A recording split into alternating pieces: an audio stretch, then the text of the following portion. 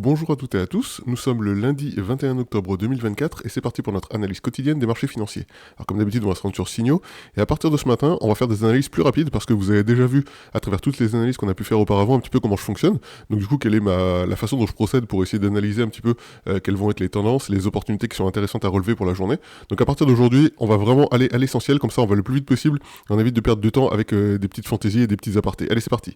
On commence avec le Forex, dollar US contre dollar canadien. Ici, on a une tendance qui est tout à fait valide, pas très intéressante dans la mesure où on est sur le haut de la tendance. Néanmoins, on est quand même au-dessus ici de la résistance. Donc à noter, ça peut être intéressant s'il y a un rebond sur le bas de se positionner acheteur.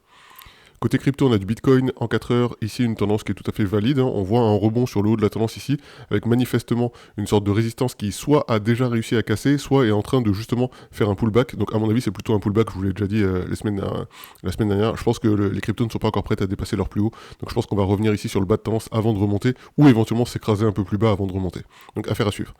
Le Tether en 4 heures, ici, une tendance qui est tout à fait valide. Éventuellement, ça peut se jouer ici pour vendre au prix du marché, au prix qui est donné ici sur l'opportunité 0,9998. Stop loss 0,9999. Take profit 0,9989. Solana en 4 heures, une tendance qui est intéressante, mais voilà, sans plus, on est sur le haut de la tendance, je passe. USDC en 1 heure, ici une tendance qui est un petit peu dangereuse, et en plus il y a déjà une cassure par le haut, donc je vais rester en dehors de cette opportunité.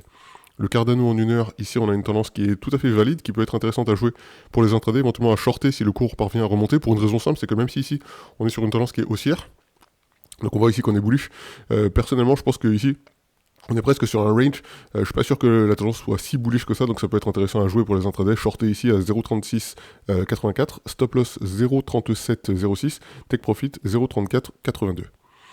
Le Warp Bitcoin en 4 heures. Ici, on a une tendance qui a rebondi un petit peu à l'instar de ce qu'on a vu sur le Bitcoin, et c'est assez normal. Le Warp Bitcoin est quasiment un jumeau du Bitcoin, donc rien de nouveau par rapport à ce qu'on a dit tout à l'heure sur le Bitcoin. Le Tron en 4 heures. Ici, on voit une tendance qui n'est pas vraiment bien fiable. Ici, ce point-là, je peux pas le considérer comme étant vraiment valide. Par contre, ici, on a quand même des beaux rebonds sur le début de la tendance. Ça peut être intéressant éventuellement de se positionner acheteur au marché ici. 0,1562, stop loss 0,1554, take profit 0,1636. Le Bitcoin Cash en 4 heures, on a une tendance qui est tout à fait valide ici, mais on est sur l'eau de la tendance, donc du coup je ne vais pas me positionner pour l'instant. Bitcoin Cash en 1 heure, même topo, tendance ici qui est déjà cassée, donc de toute façon on passe. Par contre je note quand même qu'ici, sur du court terme, on a de la résistance qui a déjà été cassée par le haut. Côté action, on a du Google en 1 jour, une tendance ici qui a bien rebondi. On voit, si je m'approche un petit peu sur du 4 heures, on voit qu'il y a eu un rebond ici. Ça se voit pas forcément très bien ici, mais il y a eu un rebond. Donc ça veut dire que ici le signal a bien été détecté. Et éventuellement, si le cours remonte un petit peu, ça peut être intéressant de se positionner vendeur ici, 164,037. 0,39, 164 disons 1, stop loss 166,53, take profit 141,6.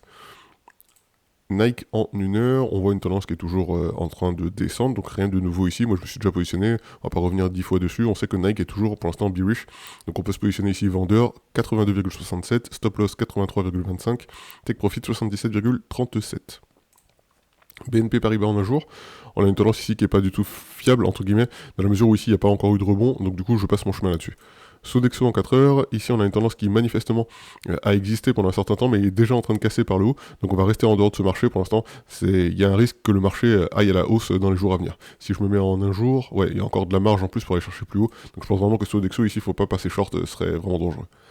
Thales en 4 heures, une tendance ici qui est assez intéressante mais le rebond ici n'était pas super marqué, donc pour l'instant il vaut mieux rester en dehors. Sanofi en 4 heures, une tendance ici qui fait des rebonds à plusieurs reprises sur le bas de tendance. Qu'est-ce qu'on peut en dire? Pour l'instant, je dirais qu'il faut rester un petit peu attentif à ce qui va se passer sur Sanofi. Il peut y avoir une opportunité d'achat, mais ça peut être aussi un peu trop tôt pour se positionner. Je vais juste me mettre en un jour un peu, regarder ce qu'on a. Ah, d'accord. Ça peut être intéressant de se positionner ici acheteur, 100,63, stop loss 99,91, take profit 107,10. Et si l'or en 1 heure, on a une tendance ici qui est assez bien marquée. Néanmoins, on est déjà sur le haut de la tendance qui est bullish. Par contre, on voit ici encore une fois que le haut de tendance, que les résistances haussières ont été déjà cassées. Donc ça peut être intéressant, de voir éventuellement si le cours parvient à redescendre, de se positionner à l'achat, parce que manifestement il y a de la force pour passer acheteur là-dessus. Eurofin Scientific en 4 heures, on a une tendance ici qui est tout à fait valide, avec un beau rebond ici qui peut être saisi. Belle opportunité, 55,37, stop loss 54,86, take profit 59,94. Safran, On est sur du 1 heure, une tendance qui ressemble à rien en passe. Dassault en 1 heure, une tendance qui est dangereuse dans la mesure où ici il n'y a pas encore eu de second point et on voit une courbe qui est vraiment super bullish. En général, il vaut mieux s'écarter de ce genre de tendance-là. Le Dow Jones en 4 heures, pardon. Le Dow Jones en 4 heures, ici on a une tendance qui est à la hausse, clairement hyper bullish. Pour l'instant, il n'y a rien de particulier à saisir puisqu'on est sur le haut de la tendance ici. Côté futur, on a de l'or en 4 heures. L'or qui est encore une fois super bullish. On voit qu'il est même en train de casser du coup la forme de tendance qu'il avait marqué ici sur du moyen terme. Donc là, vraiment, il est ultra bullish. Il ne faut pas se positionner vendeur là-dessus pour l'instant. Le maïs en 4 heures. On a une tendance ici qui est relativement stable, entre guillemets relativement valide. Ça pourrait être intéressant de se positionner acheteur ici. 406,85, stop loss 402,37, take profit 447,17. Mais vous connaissez déjà ma position. Attention, les céréales c'est dangereux. Et le blé de la même façon ici, pareil, une tendance qui semble tout à fait valide. Ici, on voit qu'il y a un petit rebond. Ça peut être intéressant de se positionner encore une fois acheteur 583,86, 577,94 au niveau du stop loss et le take profit 637,13. Au niveau des tendances, on va passer beaucoup plus rapidement, on va pas se prendre la tête. Le peso, il est en train de monter. Le Ripple en 4 heures, rien de très intéressant. Le Polkadot en 1 heure, ouais, ok, bon, juste à noter. Le Chainlink, là, c'est intéressant. Éventuellement, si le cours redescend ici, ça peut être intéressant de se positionner pour les acheteurs intraday à 11,18. L'Uniswap en 4 heures. Uniswap, pour une fois, ne donne pas quelque chose de complètement incohérent. Alors, c'est pas encore parfait, mais manifestement, il y a quand même quelque chose qui commence à ressembler à une tendance relativement valide. Bon, pour l'instant, on va pas s'en occuper parce que c'est pas encore suffisamment valide, mais à noter, ça fait quelques jours que Uniswap commence à nous donner des valeurs qui sont intéressantes. Action du Microsoft en un jour, bon là rien de particulier. Tesla en 1 heure, une tendance qui est super bullish, mais attention, qu'est-ce que ça donne en 4 heures et en un jour? Ok. Ouais, il est possible éventuellement ici de saisir une opportunité pour passer vendeur, mais je pense que c'est un petit peu tendu. Il faudra suivre Tesla et voir un peu comment il évolue avant de se positionner. Amazon en un jour, on avait déjà dit, le cours est en train de monter, rien de particulier. Nike en 4 heures, je répète, du coup, moi je me suis positionné sur Nike la semaine dernière, donc revenez sur les différentes interventions que j'ai proposées la semaine dernière. Supermicro Computer en 1 heure, ici une tendance qui est tout à fait valide. Si le cours redescend, ça peut être intéressant de se positionner acheteur 41,99. LVMH en un jour. On a une tendance qui est en train de rebondir ici, mais je pense quand même que le cours va aller chercher le bas de tendance, hein, c'est tout à fait logique. Renault en un jour, à suivre, puisqu'on a dit que si jamais le cours parvenait à remonter ici, quelque part par là, ça pourrait être intéressant de se positionner short.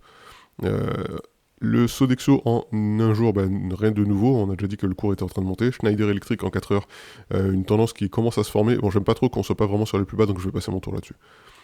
Carrefour en un jour, une tendance ici qui manque de définition sur le haut de la tendance. Ça, je peux pas vraiment considérer que c'est un point vraiment valide, donc je passe mon chemin.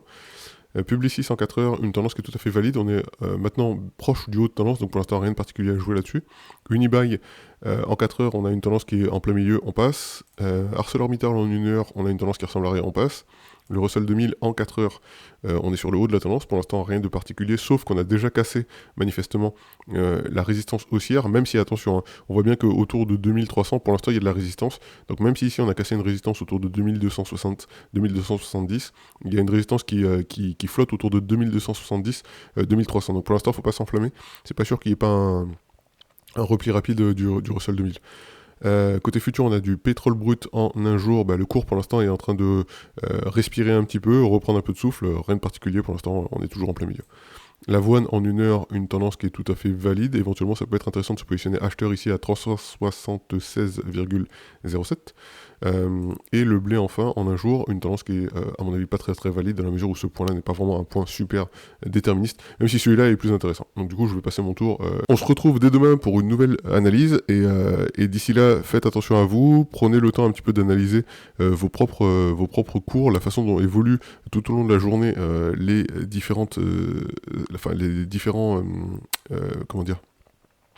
instruments financiers sur lesquels vous voulez trader.